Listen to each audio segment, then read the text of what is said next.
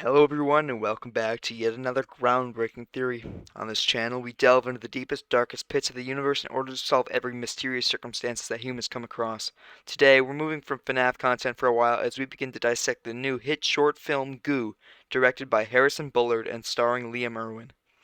Goo seems like a relatively simple film at first, being cinematically beautiful and having an impeccable plotline. However, it is much deeper and darker than that. Stay tuned, because today we're talking about a horrific lab accident changed the life of the Grinch forever.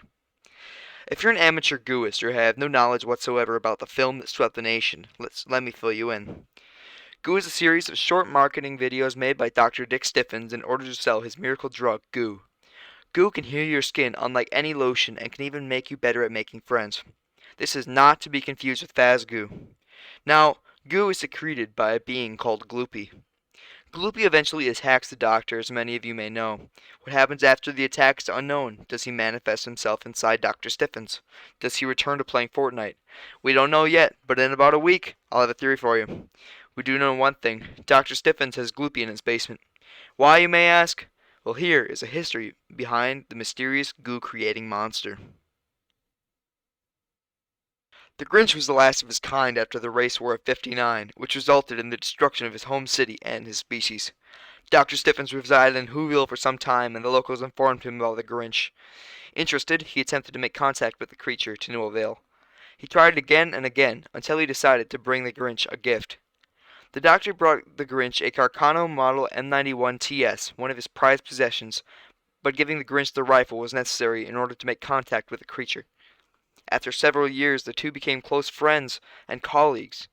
However, the Doctor didn't know that the Grinch was a life form which possessed higher intelligence than humans, and he had constructed a nuclear reactor beneath his cave, part of his revenge plot against the citizens of Whoville.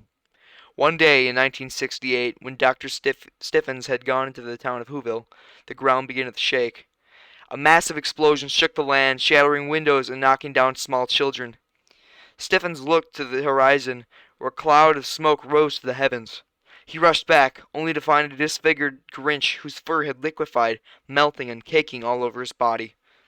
The doc began caring for the Grinch in Whoville, but their people refused to treat him. The two traveled north to Wisconsin, where adequate care was given to the disfigured, gloopy creature. Within a few months, the radiation had taken a toll. The Grinch had transformed into something that barely resembled his former self. Dark, curly hair had sprouted from below his liquid fur and grew upon his face and body.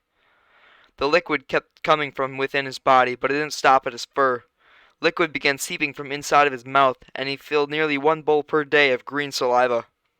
Upon closer examination, specialized glands had grown in the back of his throat to secrete this mysterious liquid. Over the decades, the Grinch had grown increasingly lazy and was usually called Gloopy by Dr. Stiffens. However, one thing that the doctor had noticed was that his rate of aging slowly decreased until he actually started to decrease in age.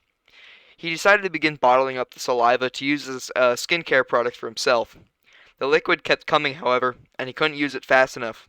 In 2022, decades after the initial accident, he began ad campaigns to try and sell the fluid he dubbed goo. The goo started flying off the shelves and his wallet became fuller and fuller, but Gloopy could only produce so much goo. Dr. Stiffens started to inject medications into Gloopy, who is now nothing more than a money-making machine for the doctor. One day, which we see accurately portrayed in the movie, Gloopy had enough. He had finally decided to kill the doctor. He mercilessly gooed on him, spraying his entire body with the substance. As I stated earlier, we know nothing of the events that later occurred. Did Gloopy kill the doctor? Or did Gloopy manifest himself within Dr. Dick Stiffens, merging with his host, attack the master debater live on stream, and begin a series of battles through the American plains, into the mountains of Colorado, and to the walls of Whoville, to lay siege to their city until the abdication of the mayor allowed Gloopy to attain his one and only goal in life, the destruction of Whoville, for his ultimate revenge for the war all those years ago in 1959? Well, we may never know until next week, when I reveal the true story of what follows. Thanks for watching, everyone, and I'll catch you all in the next one. Remember to like and subscribe if you enjoyed, and join me next week as we venture deep into the hidden lore of Goo. Make sure to check out the film if you haven't already. Peace.